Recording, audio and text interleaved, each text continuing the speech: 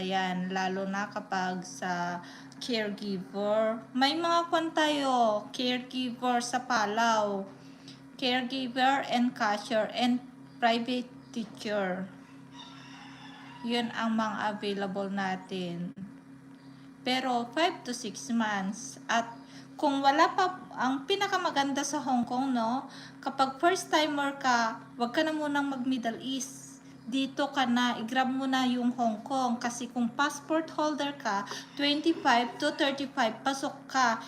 At saka yung salary mo, magiging start hanggang 40. Abot ng 40. 30 hanggang 40 yung salary mo. At may weekly day off ka pa. So, kesa pupunta ka dun sa Middle East, oo, wala kang masyadong